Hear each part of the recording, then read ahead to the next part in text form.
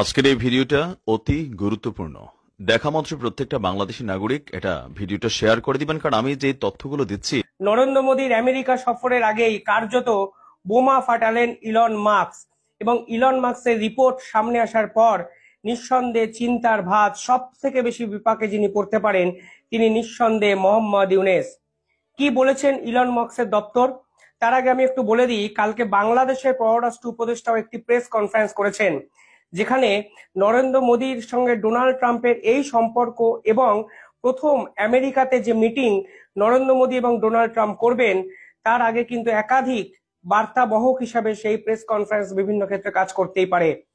আপনারা জানেন, Donald Trump যখন ক্ষমতায় আসেন তখন ইলন মাস্ককে কেন্দ্র করে একটি নতুন দপ্তর চালু করে দেন ডোনাল্ড ট্রাম্প। বকলমে অনেকে বলেন ডোনাল্ড ট্রাম্পের মাথার উপরে ইলন মাস্কই কিন্তু বসে আমেরিকা সহ একাধিক পররাষ্ট্র নীতি এবং আমেরিকার ভবিষ্যৎ যে কোন দিকে এগোবে তা কিন্তু ডিসাইড করবেন। অর্থাৎ নির্দ্বিধায় বলা চলে এই বিশ্বের একমাত্র এই মুহূর্তে প্রভাবশালী ব্যক্তির নাম যদি ডোনাল্ড ট্রাম্প হন, তাহলে ডোনাল্ড ট্রাম্পের থেকেও প্রভাবশালী ব্যক্তি কিন্তু বর্তমানে ইলন মাস্ক। একাধিক দেশে গুরুত্বপূর্ণ সিদ্ধান্ত নেওয়ার জন্য ইলন মাস্ক যেভাবে গোটা বিশ্বের নজরে এসছেন, যেভাবে রাজনৈতিক ছত্রছায়ায় তিনি একের পর এক বড় বড় ডিসিশন নিয়ে যাচ্ছেন, তা নিঃসন্দেহে আগামী 4 বছরের জন্য বিশ্ব পলিটিক্সে অত্যন্ত গুরুত্বপূর্ণ কিছু অধ্যায় সৃষ্টি করবে বলে অনেকে মনে করছেন। ইলন মাস্কের যে দপ্তর, সেই দপ্তরের কাজ কি ছিল? সেই দপ্তরের কাজ ছিল আমেরিকা সরকার যে সকল খাতে বা যে সকল ক্ষেত্রে অতিরিক্ত খরচ করছে সেই খরচের কতটা প্রয়োজনীয়তা আছে তা নিয়ে হিসাব নিকাশ করে একটি পূর্ণাঙ্গ রিপোর্ট তৈরি করা। এর মধ্যে আগের বাইডেন প্রশাসন ঠিক কোথায় কোথায় অতিরিক্ত অর্থ খরচ করে আমেরিকা সরকারের অর্থ সংকটের প্রধান উপযুক্ত দায়ী হিসাবে চিহ্নিত হতে পারে সে বিষয়ে কিন্তু রিপোর্ট পেশ করতে বলেছেন এই ডোনাল্ড ট্রাম্প। আর ইলন মাস্কের এই দপ্তর কিন্তু সেই কাজগুলোই ধারাবাহিকভাবে করে যাচ্ছে। এতে অনেকে বলছেন আগামী 4 বছরে আমেরিকার প্রশাসনের অনেক কর্মচারীও কিন্তু ছাঁটাই হতে পারে। বিভিন্ন ক্ষেত্রে ব্যয় কমানোর জন্য মানুষের আধিক্য কমাতে পারেন ডোনাল্ড ট্রাম্প এবং ইলন মাস্ক জুটি। সেক্ষেত্রে জো বাইডেন একের পর এক টাকা, মানুষের করদাতাদের যে টাকা, আমেরিকা যে ফান্ড, তা এমন কিছু জায়গায় ইনভেস্ট করে গেছেন তাও কিন্তু এই রিপোর্টে প্রকাশ্যে ইলন মাস্ক সর্বসমক্ষে জানিয়েছেন, যা নিঃসন্দেহে বাংলাদেশের ক্ষেত্রে অত্যন্ত গুরুত্বপূর্ণ। কেন আমি বলছি? কারণ ইলন মাস্কের এই রিপোর্টে যে কথা লেখা আছে, যে কথা প্রকাশ্যে এসেছে, সেখানে তারা পরিষ্কার বলছেন এই ইউএস এইডের টাকা বাংলাদেশের সরকারকে নড়িয়ে দেওয়ার জন্য ব্যবহার হয়েছে। ইউএস এইডের নাম করে জো বাইডেন প্রশাসন যেভাবে বিপুল আমেরিকান করদাতাদের টাকা বাংলাদেশের রাজনীতিতে ইনভেস্ট করেছে, সেই টাকা আসলে হাসিনা বিরোধী ষড়যন্ত্রতে কাজে লাগানো হয়েছে। এবং ক্লিন্টন ফাউন্ডেশন এবং মোহাম্মদ ইউনুসের গ্রামীণ ব্যাংক এই পুরো পরিকল্পনাটাই কিন্তু ভীষণ মাত্রায় নিজেদের মধ্যে আবদ্ধ আছেন, এবং এরাই কিন্তু এই চক্রান্তের মূল হোতা। অর্থাৎ জো বাইডেনকে মাথার উপরে বসিয়ে ক্লিন্টন ফাউন্ডেশন এবং গ্রামীণ ব্যাংক, মোহাম্মদ ইউনুসের গ্রামীণ ব্যাংক দিনের পর দিন ইউএসএইড এর টাকা কিভাবে নয় ছয় করেছে তার সম্পূর্ণ রিপোর্ট কিন্তু এই ইলন মাস্কের দপ্তর প্রকাশ্যে এনেছে, যা প্রকাশ পাওয়ার পর কার্যত আমেরিকা প্রশাসনও কিন্তু নড়ে গেছে। অর্থাৎ আমেরিকান মানুষদের করদাতার টাকা হাসিনা বিরোধী চক্রান্তে ব্যবহার করা হয়েছে, এবং এই চক্রান্তে ব্যবহার করেছেন স্বয়ং জো বাইডেনের আগের যে পার্টি তারা। অর্থাৎ জো বাইডেনের ডেমোক্রেটরা যেভাবে আমেরিকার মানুষের করদাতাদের টাকায় বাংলাদেশের রাজনীতিকে পাল্টে ফেলেছেন, তা নিঃসন্দেহে ডোনাল্ড ট্রাম্প এবং ইলন মাস্ক কোনোভাবেই খুশি হতে পারেননি। আর এই মধ্যে কিন্তু নরেন্দ্র মোদীর এই বুধবারে ডোনাল্ড ট্রাম্পের সঙ্গে একটি মিটিং করবেন, 1:1 মিটিং। আর এই মিটিং এর আগে ধারাবাহিকভাবে যে ঘটনাগুলো ভারত এবং বাংলাদেশের সম্পর্ককে বিচলিত করেছে সেই কথাও কিন্তু এই মিটিং এ বিভিন্ন ক্ষেত্রে উঠে আসবে। এর আগে ডোনাল্ড ট্রাম্পের সঙ্গে মিটিং এর আগে ভারত সরকারও কিন্তু একাধিক পদক্ষেপ নিয়েছে। কি পদক্ষেপ নিয়েছিল? তারা আমেরিকার যারা মোটরসাইকেল কোম্পানি যারা ভারতবর্ষে ব্যবসা করে তাদের উপর থেকে কিন্তু কর কমিয়ে দেয়। অর্থাৎ ডোনাল্ড ট্রাম্পকে কিন্তু কনফিডেন্সে নেওয়ার একটা চেষ্টা ভারতের নরেন্দ্র মোদী এর আগেই করে রেখেছেন। এরপরে কি হলো? এরপরে ভারতের হাই কমিশনের পক্ষ থেকে মোহাম্মদ ইউনূসকে চ্যালেঞ্জ করে একটি বিবৃতি দেওয়া হলো, যেখানে তারা পরিষ্কারভাবে বলেছেন বাংলাদেশে যে ভ্যান্ডালিজম চলছে, যেই রকম জেনোসাইডের মতো ঘটনা চলছে, গণহত্যা চলছে, এবং সর্বোপরি ঐতিহাসিক বঙ্গবন্ধুর 32তম ধানমন্ডির বাড়িটি যেভাবে ভাঙা হয়েছে তা ভারত সরকার সমর্থন করে না। এবং শুধুমাত্র এই বিবৃতি কিন্তু দিয়ে তারা ক্ষান্ত হননি। তারা পরবর্তীকালে বাংলাদেশের হাই কমিশনারকে ডেকেছিলেন, নুরুল ইসলাম, এবং নুরুল ইসলামকে ডাকার পর তাকে প্রধানত দুটো বিষয়ে কঠিন একটি বার্তা দেওয়া হয়।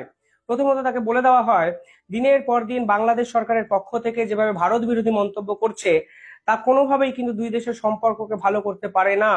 অর্থাৎ দিনের পর দিন সরকারের পদাধিকার ব্যক্তিরা ভারতবর্ষকে অশান্ত করার জন্য এবং আন্তর্জাতিক স্তরে ভারতবর্ষের যে গৌরব গাথার ইতিহাস সেটাকে অ্যাটাক করার জন্য, আক্রমণ করার জন্য যে ধরনের কথাবার্তা বলছে তা থেকে যেন অবিলম্বে বিরত থাকে মোহাম্মদ ইউনূসের সরকারের লোকজন।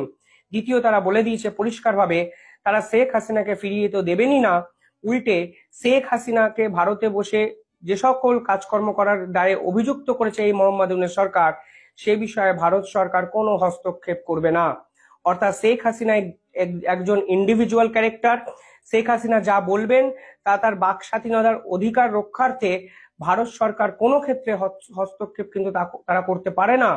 অর্থাৎ শেখ হাসিনার বক্তব্য দেয় ভারতের নয়, সেটা সম্পূর্ণভাবে ব্যক্তিগত একটা স্পিচ, এবং সেই ব্যক্তিগত স্পিচ অন্য দেশে বসে একাধিক ইউটিউবারও তো দিচ্ছেন।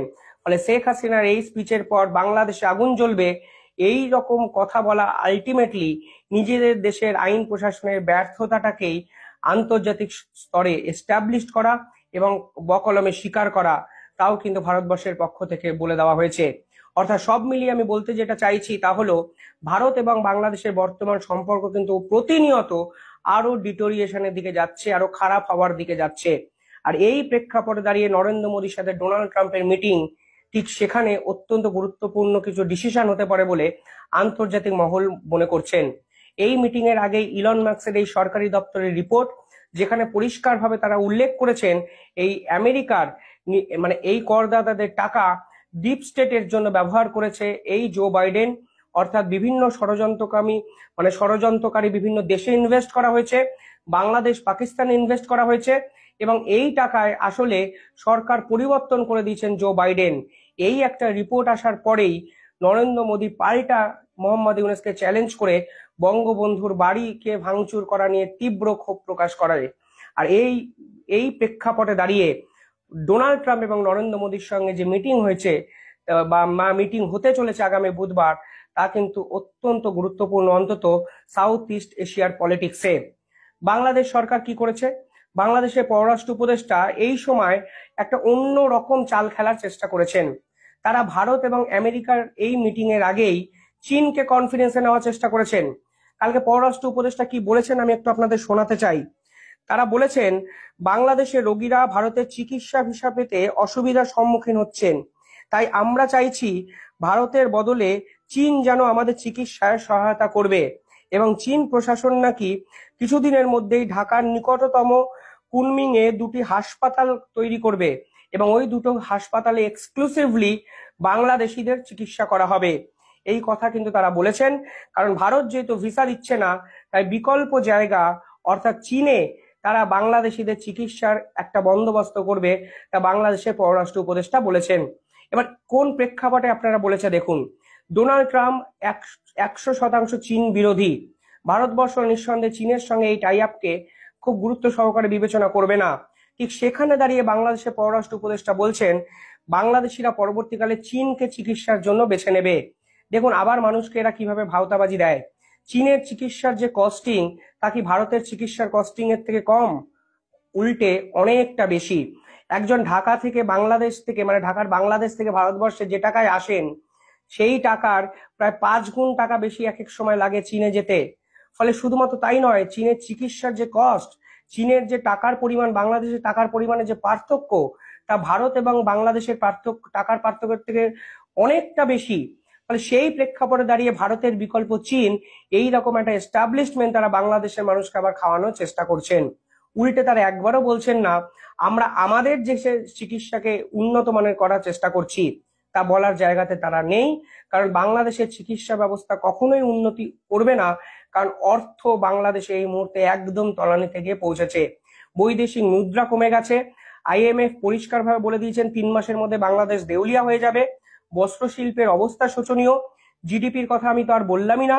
তাই তারা এই সকল আসল ইস্যুগুলোকে ছেড়ে ভারতের বিকল্প চীন, তা কিন্তু আন্তর্জাতিক স্তরে একটা ঘোষণা তারা কালকে করে দিয়েছেন। আর তারা এটাকেও বলার চেষ্টা করেছেন ভারতবর্ষ নাকি ভিসা দেয় না, কিন্তু একবারও তারা বলেননি ভারত চাল ডাল মুসুরির ডাল ডিম দুধ ইত্যাদি দেয় বলে তাদের সাধারণ মানুষ দিনের শেষে কিছু খাওয়ার একটা জায়গা তারা তৈরি করতে পেরেছেন। না হলে কিন্তু সেটাও তারা পারতেন না। অর্থাৎ প্রশ্ন তো উঠতেই পারে, মোদির এই ডোনাল্ড ট্রাম্পের সঙ্গে মিটিং এর আগেই তারা কি চীনকে কনফিডেন্স নিতে চাইছেন, নাকি ভারতকে পাল্টা বার্তা দিতে চাইছেন যে আমাদের সঙ্গে চীন আছে? চীন আছে, তাহলে তারা এখনই কেন ঘোষণা করে দিতে পারছেন না যে আজ থেকে একজন বাংলাদেশীও ভারতবর্ষে চিকিৎসার জন্য যাবে না? দেখুন, আমি নিজে ব্যক্তিগতভাবে মনে করি বাংলাদেশিরা যদি ভারতবর্ষে চিকিৎসার জন্য আসেন তাহলে বাধা দেওয়া উচিত নয়, কারণ দিনের শেষে চিকিৎসা এমন একটা জিনিস, তা সকলের সমানভাবে যার এফোর্ট করার ক্ষমতা থাকবে তিনি করতেই পারেন। এ বিষয়ে আমার কিছু বলার নেই, কিন্তু প্রত্যেকটা ইস্যু নিয়ে রাজনীতি কারা করছে আপনারা ভাবুন। এই চিকিৎসার জন্য যারা আসবে তারা হচ্ছে চিকিৎসা ভিসাতে আসবে, এবং আপনারা জানেন হয়তো যে ভারত কিন্তু চিকিৎসা ভিসা বন্ধ করেনি। মেডিকেল ভিসার জন্য তারা ভারতে আসতেই পারেন, কিন্তু তারা লিখেছেন ভারত ভিসা দিচ্ছে না। অর্থাৎ মেডিকেল ভিসা ভারতবর্ষ যেখানে খোলা রেখেছে, ঠিক সেখানে তারা অকারণে ভারত এবং চীনকে নিয়ে, চিকিৎসাকে নিয়ে সর্বোপরি রাজনীতি করার চেষ্টা করে যাচ্ছেন এবং সাধারণ মানুষকে ভুল বোঝানোর চেষ্টা করছেন। চিকিৎসা ভিসা ভারত কিন্তু প্রথম দিন থেকে চালু রেখেছে। আজ অবধি ভারত কিন্তু এই মেডিকেল ভিসা দিনের পর দিন ইস্যু করেছে। ভারতবর্ষ কোন ভিসা আটকেছে?